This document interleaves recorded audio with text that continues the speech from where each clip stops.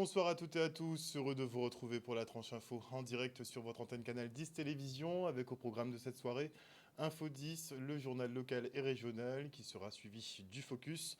Après la coupure pub de 19 heures, nous recevrons notamment le Pôle emploi qui nous parlera de ces nouvelles formules de recrutement. Mais pour l'instant, place au JT.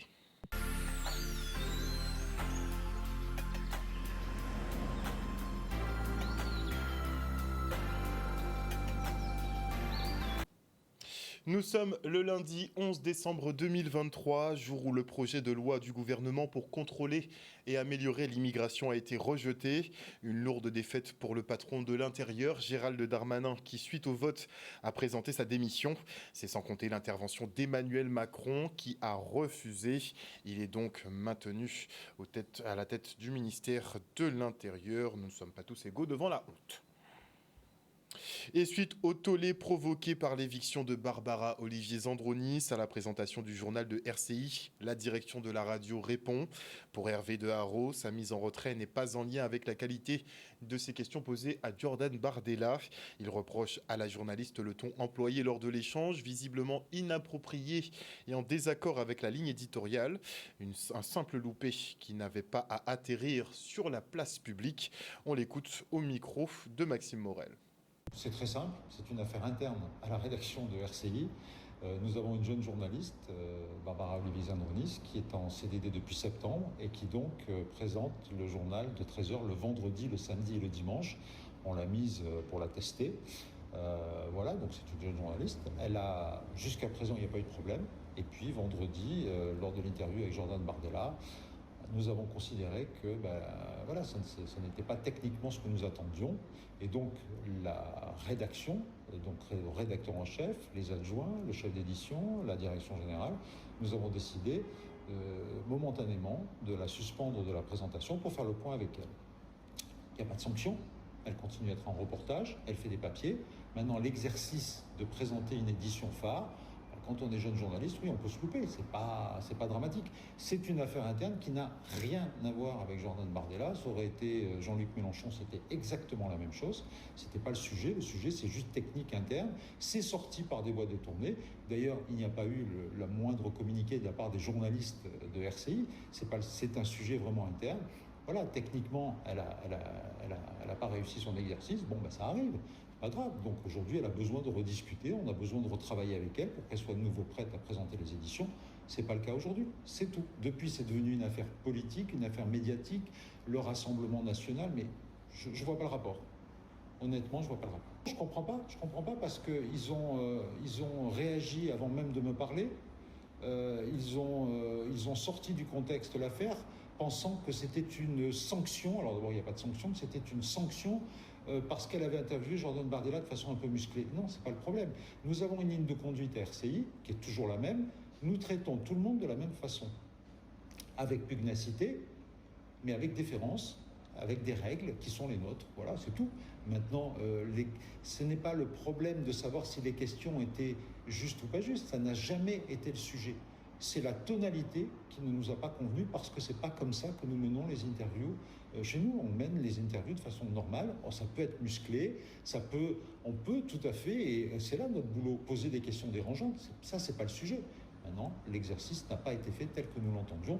Encore une fois, c'est une jeune journaliste qui a un passé journalistique, certes, mais dans l'exercice radiophonique et dans l'exercice de la présentation d'une édition phare telle que le 13h, non, c'est pas encore ça. Elle a son contrat, il n'y a pas de souci, elle est en CDD jusqu'en juin, il n'y a aucun problème. Elle est de reportage, elle fait des papiers. Et d'ailleurs, ce matin, il y avait des interviews d'elle qu'elle a faites ce week-end dans les éditions de ce matin. Pour le reste, je ne m'immisce pas dans les affaires de la rédaction. Je suis journaliste, mais je fais très attention, justement. Et donc, il appartiendra à l'équipe d'encadrement de discuter avec elle et de faire le point avec elle sur sa capacité, dans combien de temps, à reprendre les éditions. Ce n'est pas le cas encore aujourd'hui. À savoir que Barbara Olivier Zandronis ne s'est toujours pas exprimé effectivement sur cette question. Et à l'appel du syndicat national, les taxis de Guadeloupe ont observé un mouvement de grève ce matin. Les transporteurs dénoncent l'article 30 du projet de loi de financement de la sécurité sociale 2024 qui normalise le transport partagé obligatoire pour les patients. Une nouvelle forme de covoiturage en santé qui n'est pas du goût de tous. Regardez.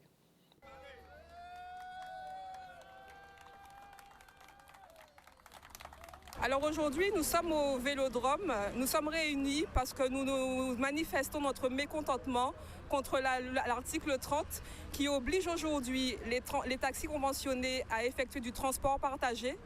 Et au détriment, si le patient n'est pas d'accord à ce transport partagé, il sera obligé de payer de sa poche. Et nous trouvons ça inadmissible. Alors il faut que je sache que c'est une manifestation qui est nationale, sur tout le territoire français. Il faut savoir que le client, normalement, il a le choix de son transporteur.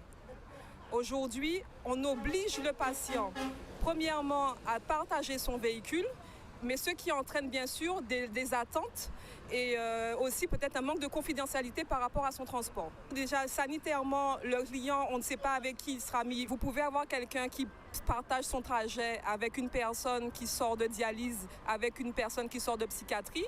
Mais même au niveau économique, aujourd'hui, nous sommes des petites entreprises. Avoir recours au transport partagé, c'est aussi un manque de chiffre d'affaires pour nous. Cet article-là, il est à revoir. Il est à revoir parce qu'il ne rentre pas en compte avec la situation actuelle. Même la SOS Santé, qui est une grande association nationale, est contre cet article. Donc, il faut laisser le choix aux patients de choisir son transporteur. Et les taxis de Guadeloupe ont souhaité être reçus en préfecture comme ils le seront d'ici quelques minutes à la CGSS. Ils souhaitaient exposer une difficulté qui est liée au texte de projet de loi de finances sur la sécurité sociale et plus particulièrement l'article 30 sur la notion de transport partagé. Donc la délégation ici présente m'a fait part de leurs revendications et des motifs qui les amènent à s'opposer à ces dispositions. Moi, bien évidemment, à la demande du préfet, je les ai reçus ce matin et je vais pouvoir exposer à monsieur le préfet les revendications des taxis de Guadeloupe.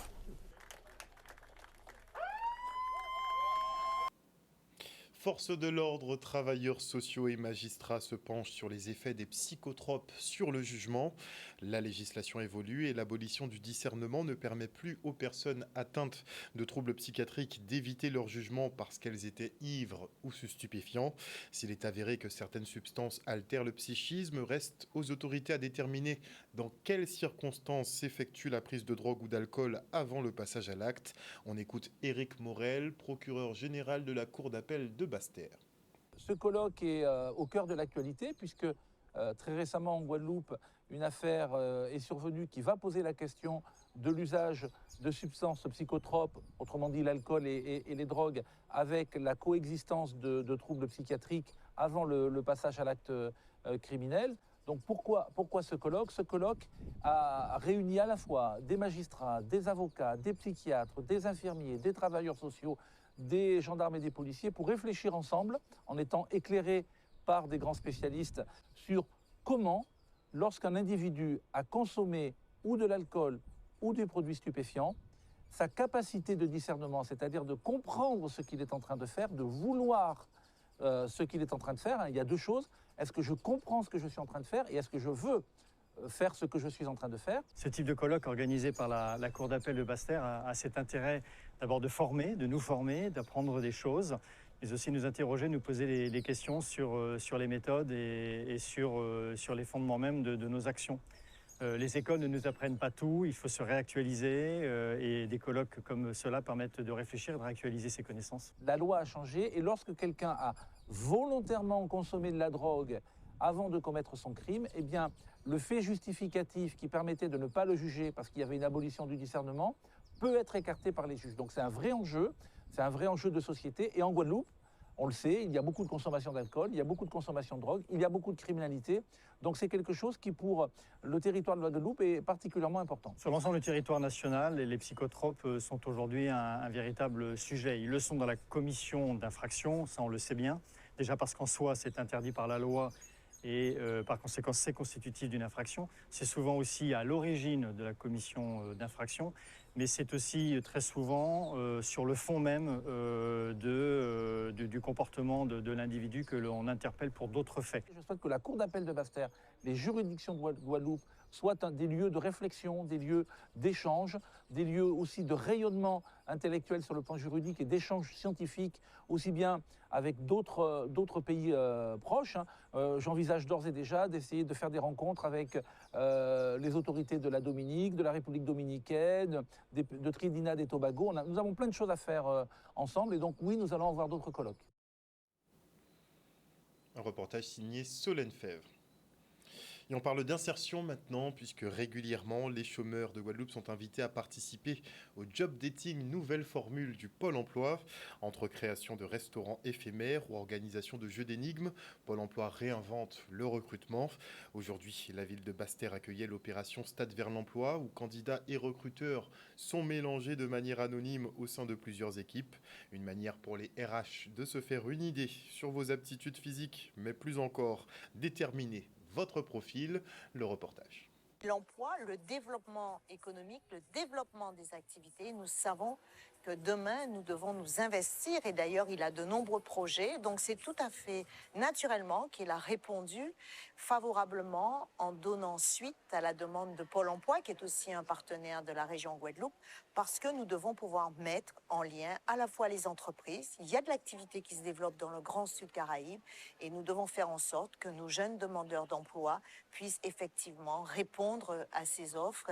Et c'est tout le sens de cette opération ce matin, autour d'un vecteur essentiel, un vecteur d'insertion que nous connaissons, c'est le sport, parce que le sport véhicule beaucoup de valeurs, des valeurs d'engagement, des valeurs de dépassement de soi, et on sait combien c'est important pour décrocher le premier emploi. On a convoqué les demandeurs d'emploi au cours d'ateliers pour leur expliquer le concept, ce nouveau concept innovant, et bien sûr après leur proposer une séance de coaching. Donc on leur a expliqué comment ça allait se dérouler, la partie sportive et ensuite la partie rencontre avec les employeurs. Et donc, on leur a donné quelques astuces pour qu'ils puissent bien se présenter en 5 minutes et donc réussir ce job dating qui aura lieu cet après-midi. Il est assez important pour moi de participer à ce job dating par rapport à mon parcours professionnel à venir et mes projets qui arrivent dans le futur. Pression, parce qu'on ne sait pas qui est qui, donc on est plus à l'aise pour parler avec la personne, c'est plus facile de sociabiliser avec eux. Ça crée un certain lien avec l'employeur, du coup tu le connais un peu plus et ça... Arrivé à l'entretien, on sera plus à l'aise pour parler avec l'employeur. L'idée, c'est de les mettre en mouvement et qui peuvent en même temps en fait, tester les compétences des demandeurs d'emploi. Par compétences, on parle bien sûr en fait, des savoir-faire et des savoir-être professionnels, puisqu'en fait, ils ont la possibilité de voir comment en fait, le demandeur d'emploi, le futur candidat, se positionne en, fait, en termes de travail d'équipe, de cohésion d'équipe et comment en fait, il intègre l'information qui est transmis. Je pense qu'aujourd'hui, quand on recrute, nous, en tant que recruteurs, on recherche les compétences, mais également le savoir-être. Et là, dans un contexte sportif, on est plutôt sur cette partie. Donc ça permet de découvrir les candidats sous une autre facette que celle qu'on peut avoir lors d'un entretien. Le sport, il faut le savoir, ça permet de désinhiber en fait, les personnes qui sont un petit peu introverties. Donc en fait, ils puissent en fait, communiquer beaucoup plus facilement et être plus à l'aise en fait, face à un demandeur d'emploi autre ou face à un employeur. On observe beaucoup, mais en même temps, il ne faut pas trop observer pour ne pas se faire aussi repérer. Mais du coup, on voit effectivement les comportements des uns et des autres qui sont très souvent pas vus en entretien autour d'une table à répondre à des simples questions. Un reportage d'Olivier Félix. Parlons maintenant de notre patrimoine, puisqu'il n'y a pas si longtemps encore, le surplus des jardins créoles de Guadeloupe était naturellement vendu sur les marchés. Ainsi naquirent les célèbres marchandes qui ont été mises à l'honneur ce week-end par la ville des Abîmes. Et je fais un petit clin d'œil à ma mamie d'ailleurs qui était aussi marchande. Qu'elle repose en paix. Le reportage. C'est une manifestation importante parce qu'il faut continuer à transmettre ce patrimoine. Aujourd'hui, on parle de commercial, on parle de marketing. En réalité, ce sont les marchandes qui ont fait l'histoire du commerce, de la vente. La marchande, c'était déjà dans le foyer. Alors, on faisait un jardin créole et le surplus, on le vendait.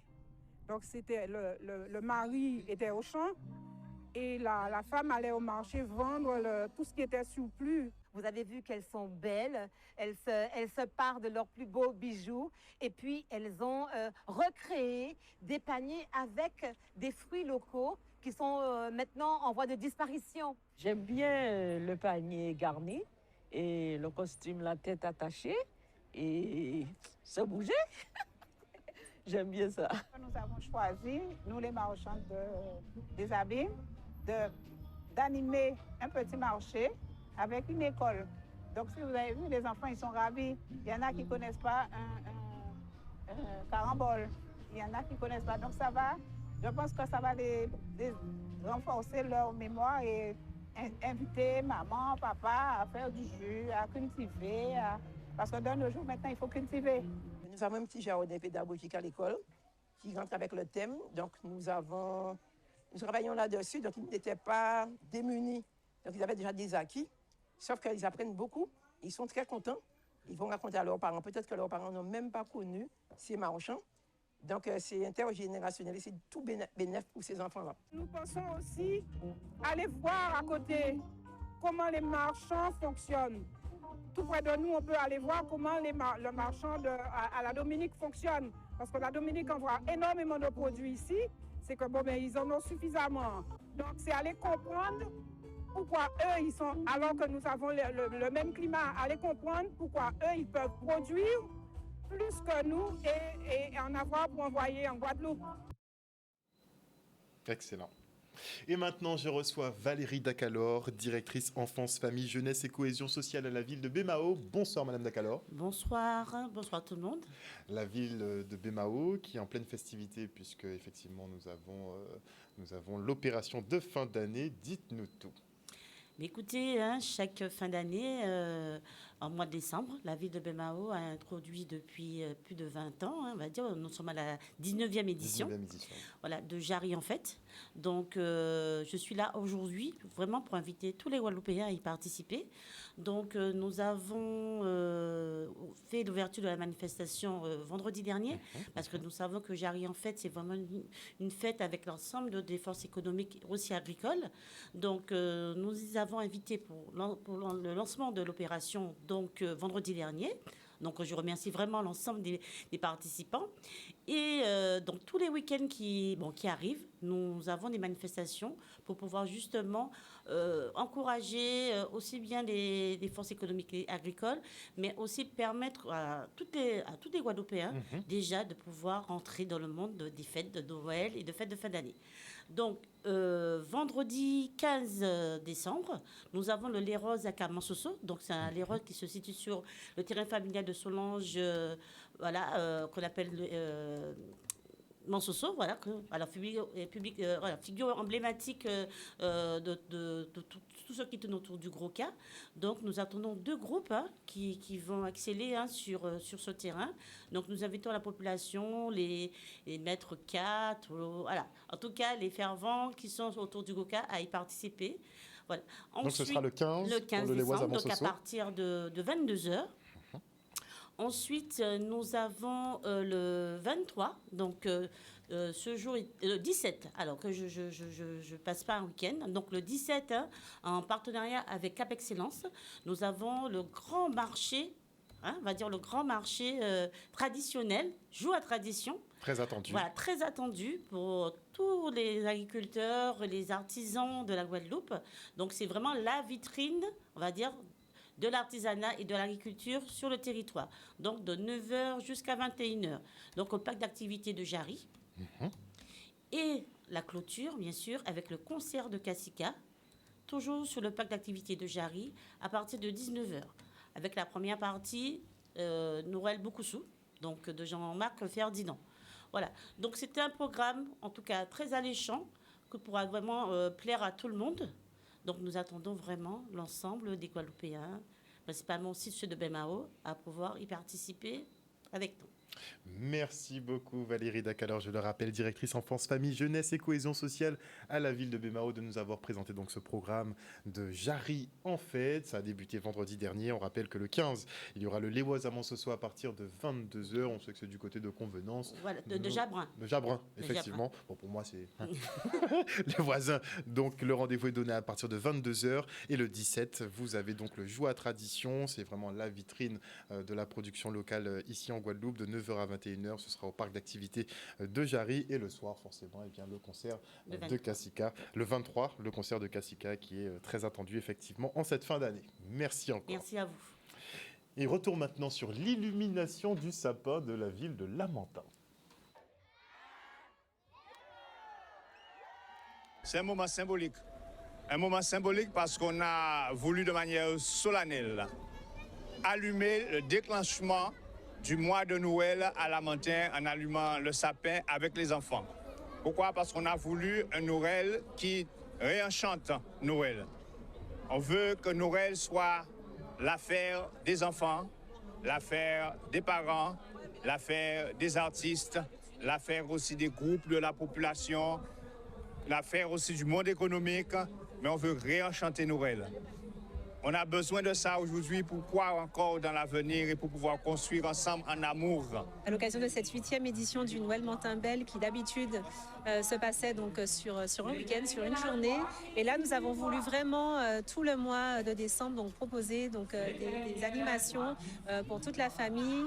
Donc avec donc des contes comme ce soir, donc théâtre en Larila. Donc l'idée c'était vraiment de venir, de proposer une nouvelle formule de théâtre qui vienne à l'encontre donc de la population. Et voilà, donc d'animer vraiment le bourg de Lamentin, donc avec le marché de Noël, donc qui aura lieu donc le 15, donc le week-end prochain, avec un grand concert de chanter Noël avec le groupe Kassika que tout le monde connaît et adore. Donc nous vous invitons à venir nombreux également le 15. Et ensuite, donc le 22 décembre, de retour sur le square, donc qui est juste derrière moi, donc nous nous trouvons actuellement. Donc où toute la féerie de Noël prendra son sens, puisque donc, le Père Noël sera présent. Il y aura des petites surprises donc, pour les enfants, avec donc, une maquilleuse, un magicien, un spectacle de cirque avec des acrobates, voilà, des jongleurs, etc. Donc vraiment, venez pour cette grande fête de la famille à Lamentin. On a besoin de ça. Noël, c'est un moment de rencontre, un moment d'amour, un moment de fraternité, un moment de partage. Il faut réenchanter le monde et Noël, c'est l'occasion pour réenchanter le monde. Et à Lamentin, on veut participer à cela. Un mois de manifestation autour de Noël jusqu'au 25 décembre. Le 31 décembre, un grand feu d'artifice au Lamentin, sous la baie de Blachon, toujours dans l'esprit de la convivialité, de l'amour, du partage et de la fraternité. Et hier, l'association Handicap Guadeloupe organisait la journée sans accident. Une messe a d'ailleurs été organisée en mémoire de toutes les victimes et en l'honneur de tous les personnels soignants qui se dévouent effectivement pour tenter de les sauver. Regardez. C'est une journée spéciale pour penser donc à tous les accidents de la route, tous les accidentés de la route, mais aussi tous ceux qui soignent aussi ces accidentés. L'objectif de cette messe, c'est de prier pour les accidentés de la route, ceux qui ont perdu la vie, mais sans oublier ceux qui sont handicapés à vie.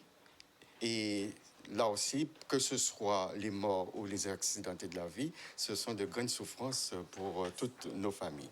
Mais aussi, cette messe, c'est pour prendre conscience que nous avons quelque chose à faire pour faire diminuer les accidents sur nos routes. Il est important de penser à tout le monde.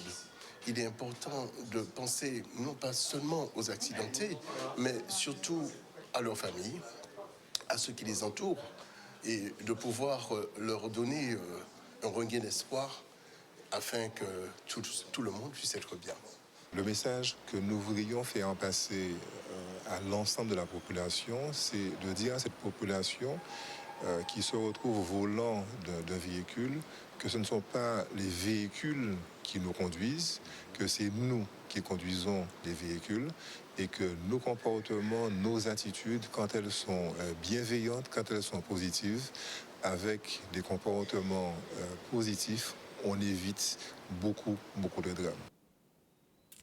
Voilà, chers téléspectateurs, nous sommes arrivés au terme de ce journal. Merci pour votre fidélité à ce programme. N'oubliez pas que le projet de loi immigration a été rejeté suite au vote d'une motion de rejet. Ça s'est joué à 5 voix près. Et effectivement, on a loupé de peu la démission de Gérald Darmanin, qui se proposait effectivement de quitter le ministère de l'Intérieur, mais il a été rattrapé par Emmanuel Macron, qui refuse cette défaite. Une bonne soirée à vous sur Canal 10 Télévision. On se retrouve demain. Bisous tout le monde.